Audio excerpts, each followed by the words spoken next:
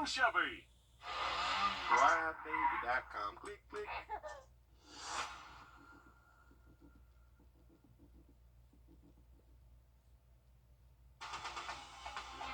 Live from Augusta, you're watching News 12 at 6 o'clock.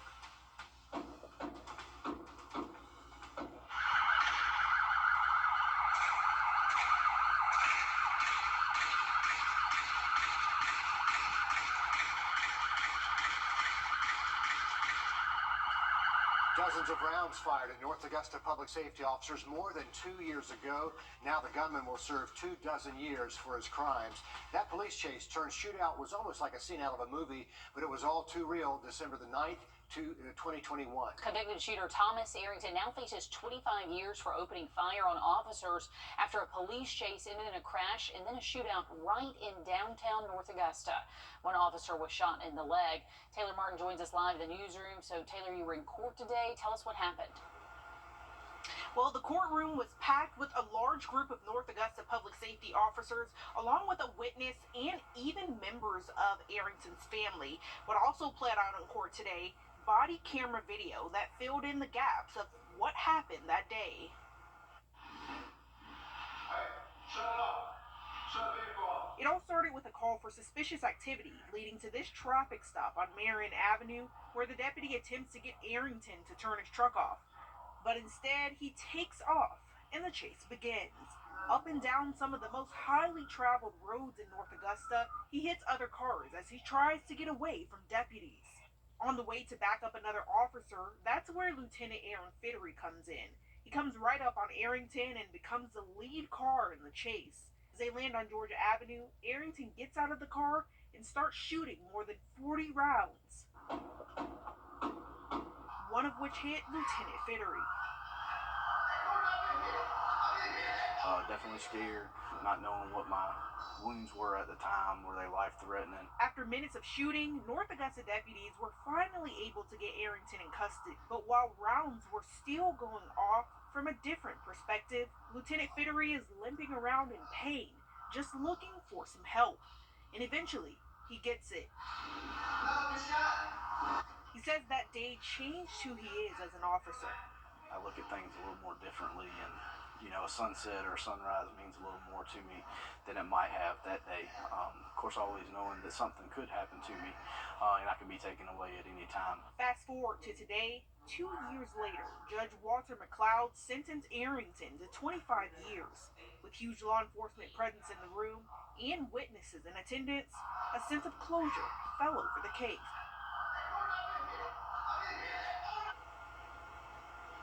Today's sentencing was all a part of a plea deal with the solicitor's office, and he'll serve time for 4 counts of attempted murder, a weapons charge, and failure to stop for blue lights.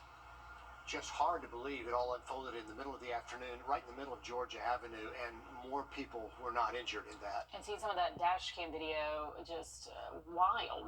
It really looked like a scene out of a movie. And someone jumping in to help a public safety officer who needed emergency care right there. What a day it was downtown there. Turning to weather now, we have a warm-up underway. And it's going to be a wet week as well. First Alert Chief Meteorologist Riley Hale has a little bit more on what we can expect. Yeah, guys, we actually broke our cold streak out there late last night to early this morning. A low temp of only 44 degrees there early Wednesday, but once again, make sure you have the umbrella close by. Have a full look at the forecast for you in just about 10 minutes. Riley, thanks a lot. New in the last 15 minutes, deputies on the scene on Peach Orchard Road at this Bank of America after an attempted bank robbery. They say it happened right around 3 o'clock this afternoon. No one was injured. The suspect ran from the scene, and the Richmond County Sheriff's Office says an investigation is in the early stages. Details are limited for now. We'll let you know when we find out more about that. A car is upside down on Whiskey Road in Aiken and still causing traffic issues in that area. This is right by the Zaxby's and the Discount Tire. No word yet on whether anybody was hurt, but good idea to avoid that area by Eastgate Drive. Public Safety says the road is partially blocked still, and we'll keep following this and let you know as soon as we get an update. Just days ago, we shared the painful story of two parents fighting to find their daughter's remains at Hillcrest Memorial Cemetery. Since then, the story has made national headlines.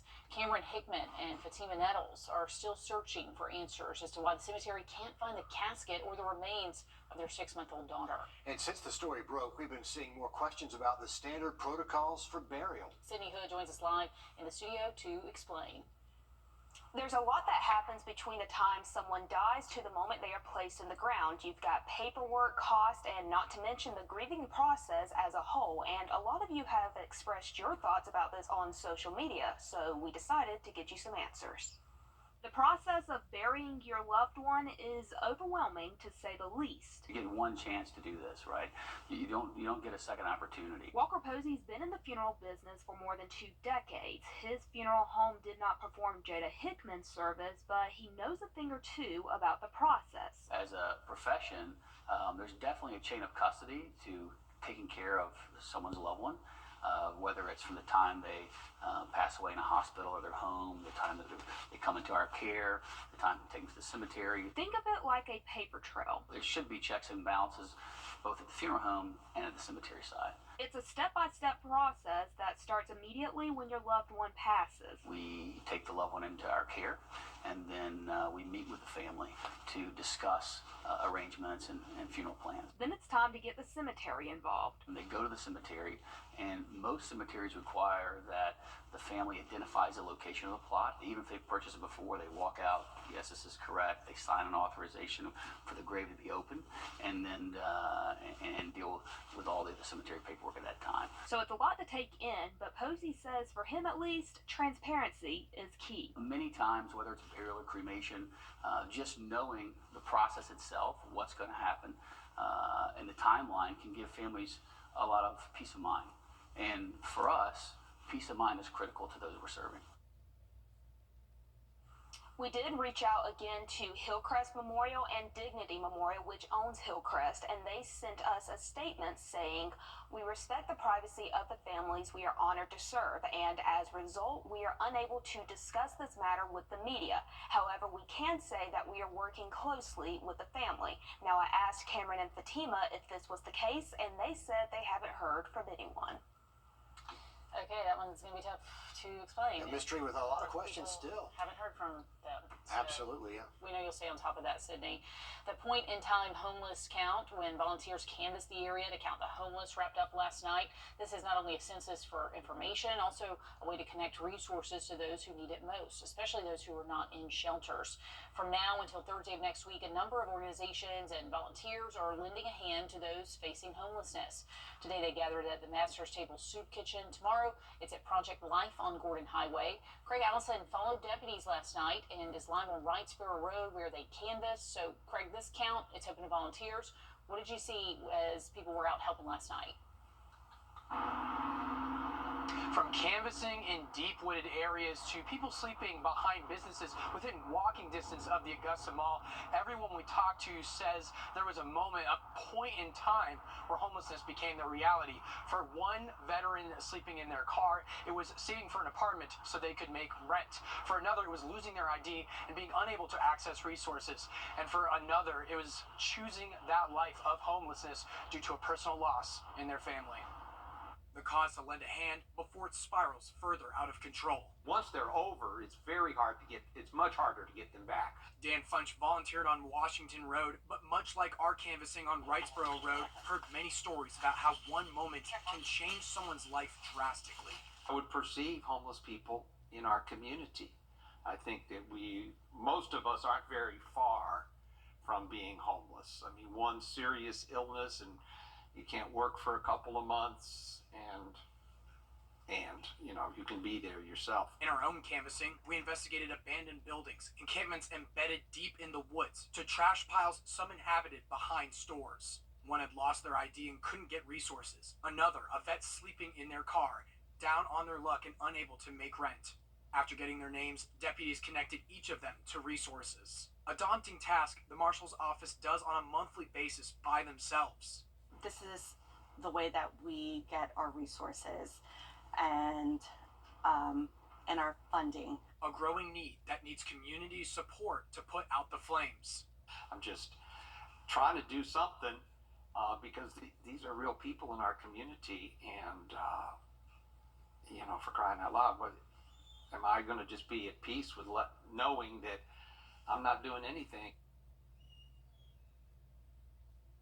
Now, we're still waiting to hear back from organizers on what that count number is, but for the time being, you can head to our website at wrdw.com, where we'll have more information on how you can still get involved in this point in time. In Augusta, Craig Allison, on your side. Okay, really eye-opening, some of those stories, and it's so true. It could be your loved one, it could be you, just that quickly. Thanks, Craig. Parents, they say the SAT is going virtual next on News 12 at 6 o'clock. We're on your side with everything you need to know. And the rest of the week does warm up for us, but we're also keeping those rain chances in play. We'll have a full look at the forecast just after the break. It's not until Sunday we do eliminate those rain chances, and for the weekend, Saturday, those storm chances could be on the stronger side, so something we're watching the next few days. Riley, thanks a lot. The SATs are going virtual. Starting in March, the College Board will launch the new digital test. If you're wondering why, a study from the College Board discovered 80% of students find it less stressful to take a test digitally instead of the old pencil and paper.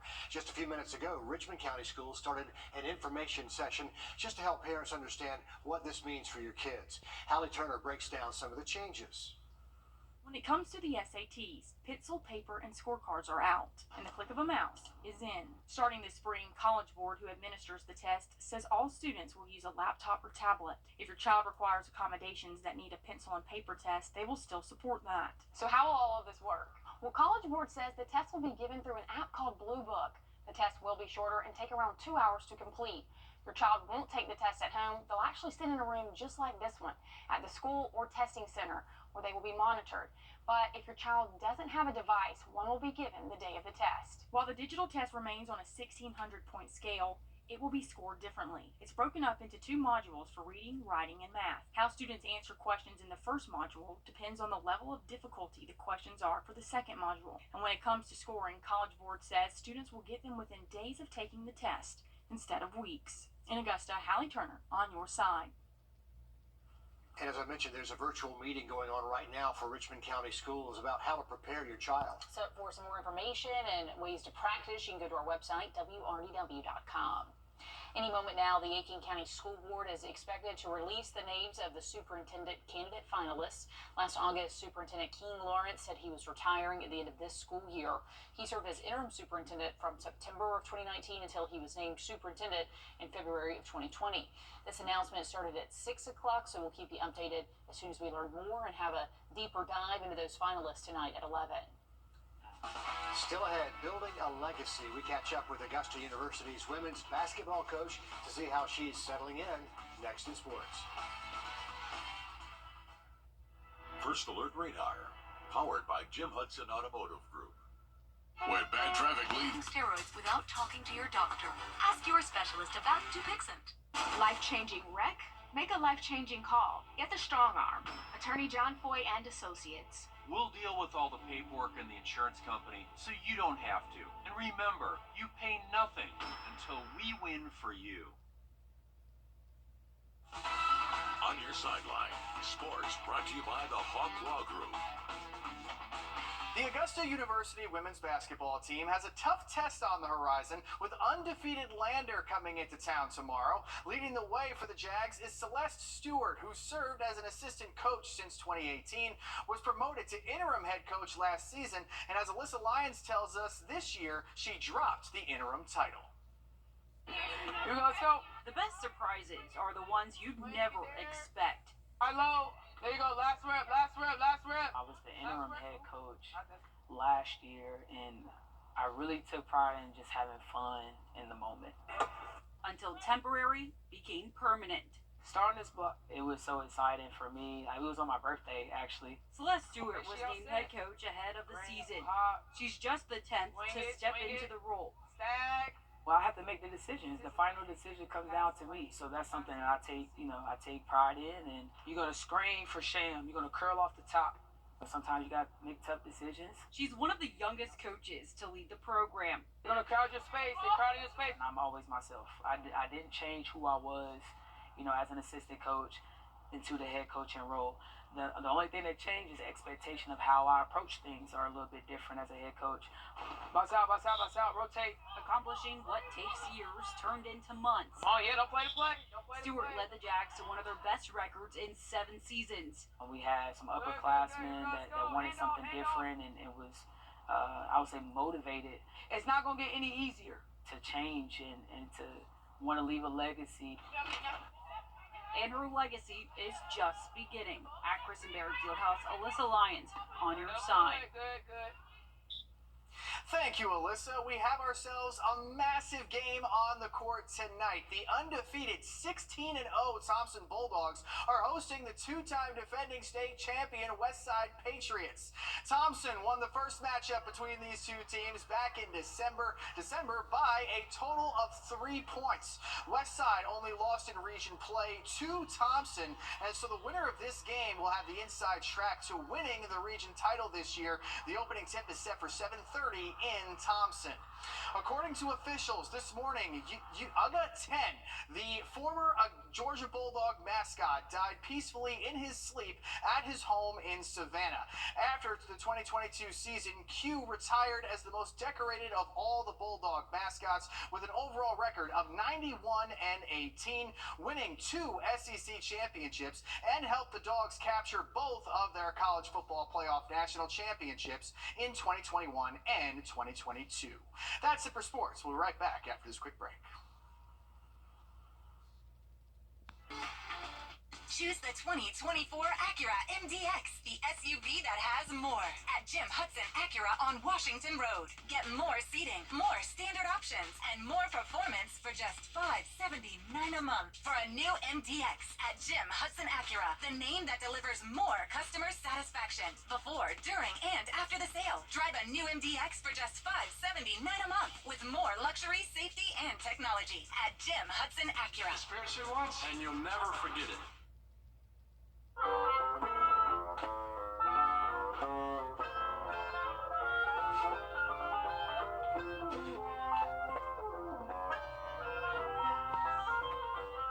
Those are tunes from the Spectrum Winds. The group is part of the United States Air Force Band of the West. They're based in Texas, but right now they're on a state tour in Georgia where they're performing for students and veterans and the rest of us. They stopped by our morning mix this morning just to give us a sample.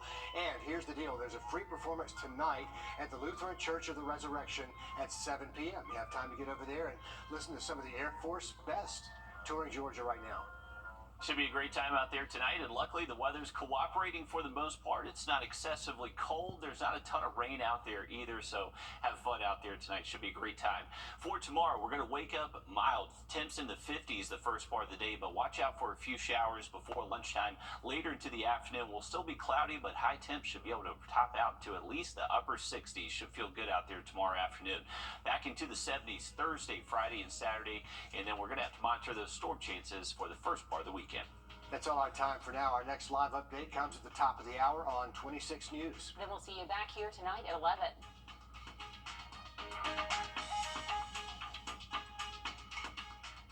At the CBS Evening News, we focus on solutions, finding solutions to help people understand what are the right choices to make for you and your family. Being the Augusta guy means that you're getting myself and my staff, which was raised on the same values that fellow Augustans were raised on. All of us grew up here. If you are hiring somebody from out of town, they may not be as connected as us. I guarantee you that we are going to work extremely hard for you. You're getting somebody who's going to shoot you straight and tell you the pros and cons of your case, and also take the case as far as it needs to go to get what people deserve. Attention Railroad.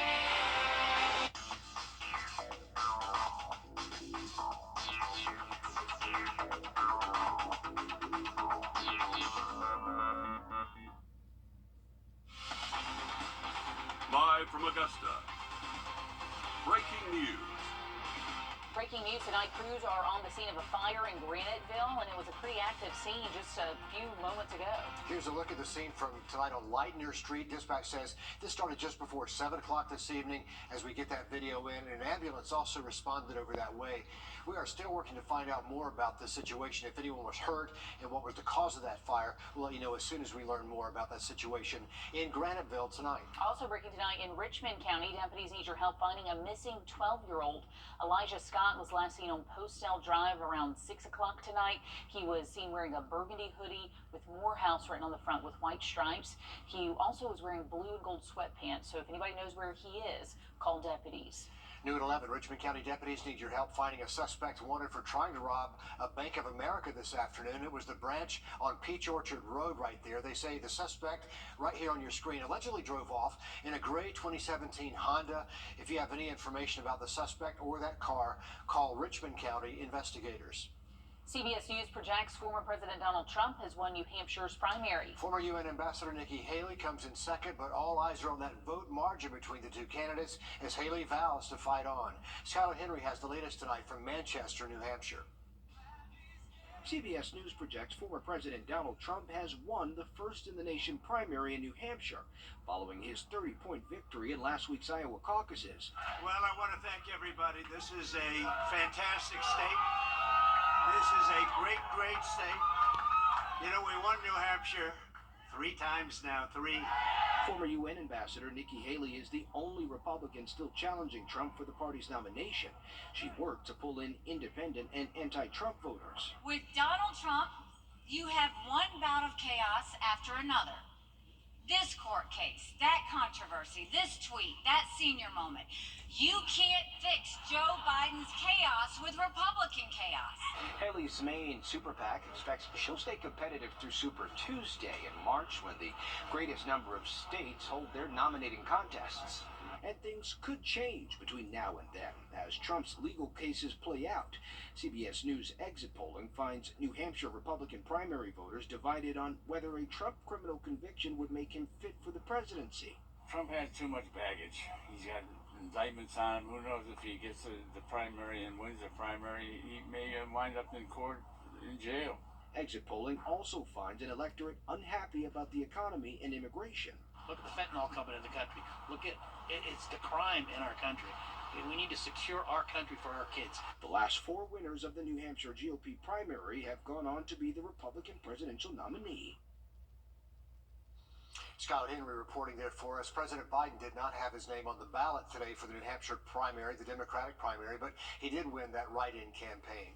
A reminder, tomorrow is your last chance to register to vote in the Republican presidential primary for South Carolina. Early voting starts February the 12th and it goes until February 22nd. The Republican primary comes up February 24th. As for the Democratic primary, it's much sooner. Earlier voting continues now from 8:30 until 6 until February the 2nd. The Democratic primary comes up Saturday, February 3rd. For more information on this voting situation, go to our website, wrdw.com.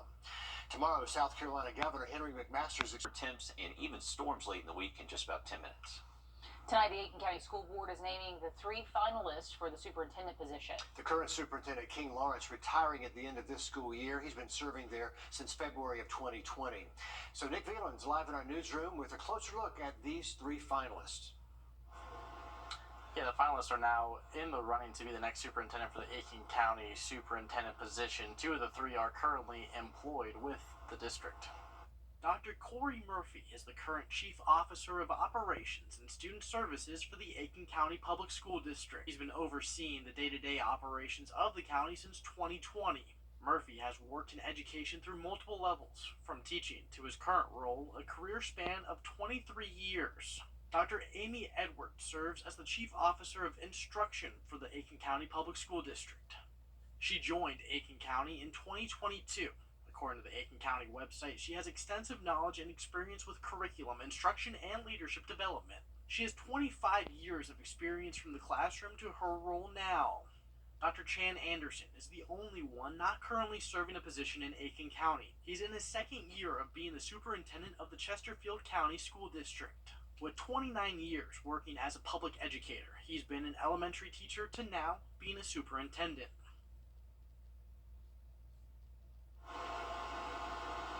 Yeah, the current superintendent, King Lawrence, is last day will be on June 30th. He's been the superintendent since 2020 when he stepped in for Sean Alford following his sudden resignation in 2019. Nick, thanks for that.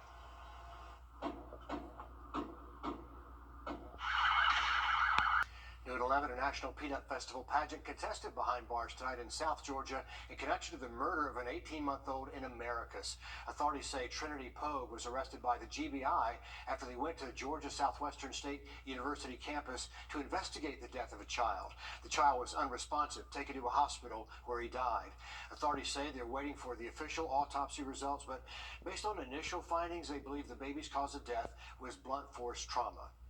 She's supposed to be a college student here getting her education to better herself, so it's kind of very shocking, especially because it happened to a baby. You looking at trauma, some of it appeared to be, I'm going to say, past history as well as new. So that's why you do the autopsy to determine, was it now or was it something that's been kind of going on for a while? The GBI says Pogue is booked at the Sumter County Jail with no bond. Students taking the SAT exams for colleges. For almost 100 years, the American Heart Association has been in the fight against our #1 killer, heart disease. And you can join the fight. Join News 1226 for the CSRA Heart Ball February 9th at the Augusta Marriott. We are back in the ballroom. Help us save lives as we continue to research to make heart disease a thing of the past. Join us as we head into our 2nd century and help be a force to build longer, healthier lives in CSRA. Reserve your seats today. Do it right now. CSRAHeartball.heart.org. So you've got these products. I wouldn't necessarily cancel everything you have planned outside, and think there will be opportunities to enjoy the warm weather. Riley, thanks a lot. Award-winning journalist Charles Osgood, who anchored CBS Sunday Morning, has died. He was a news writer, a poet, an author. Osgood's love of poetry and music were on full display every Sunday morning. He even played Christmas carols on the piano during the holiday broadcast. Charles Osgood spent 45 years at CBS News before retiring in 2016. He was also on the radio, the host of the program The Osgood File. One of his taglines was, "See you on the radio." He was 91 years old. Classic voice of CBS Sunday Morning will be missed. The son of Dr. Martin Luther King Jr., Dexter King, has died, and now Dr. King's kids are remembering their brother. Bernice King spoke today, giving her brother a send-off in Atlanta. Patrick Quinn reports from the King Center.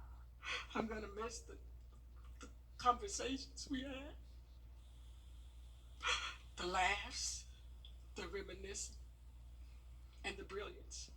The youngest of the King children, Bernice King, with a tearful send-off in Atlanta to her older brother, Dexter Scott King. And he often told me, and I told him, I love you. Once pitted against each other in a drawn-out court battle over their family estate, on this day, Bernice was quick to set differences aside. He was a fierce protector. Misunderstood. But he loved his family. In Atlanta, we, including me, think we own Martin Luther King. And that whatever we think should prevail. It's not legally so, it's not morally so. Ambassador Andrew Young, who was a part of Dr. Martin Luther King Jr.'s inner circle through the civil rights movement, said Dexter was often conflicted by the blessing and especially the burden of following in his father's footsteps. Weight, he said, was felt by many children of civil rights giants. I'd have to say that all of our children have been neglected. Is that a cost of the movement? It is, and it's the cost of just about every movement. Young said he watched Dexter find and forge his own path. From Frederick Douglass High School to Morehouse College, Dexter Scott King was an attorney and chairman of the King Center before moving to Malibu, where he died on Monday after battling prostate cancer. Bernice said he died peacefully, with a smile on his face. And I think that was my parents saying, "Welcome home, son." He will certainly be missed by family and friends all over the world. A rescue of a child who fell through ice, all caught on camera. The Jonesboro Police Department in Arkansas says A child fell into a pond and was holding onto a patch of ice about 10 feet away from land. You can see the police officer crawls out towards that child, pulling him to safety here. If you watch right there, they're able to get a rope on him, get him out of there. They took him to the hospital to be checked out for hypothermia, but looks like he's going to be okay. Yeah, close call there. An amazing rescue on ice. The West Side boys basketball team hitting the region for round 2 against the undefeated Thompson Bulldogs. Dan breaks down a massive matchup between the two teams who have their eyes fixed on going to Macon. All ahead tonight in sports. By Jim Hudson Automotive Group. On your sideline, sports brought to you by the Hawk Law Group. With roughly 2 weeks to go in the regular season, basketball teams across the CSRA are battling their way up the region standings, including the undefeated 16-0 Thompson Bulldogs, who were hosting the 2-time defending state champion Westside Patriots.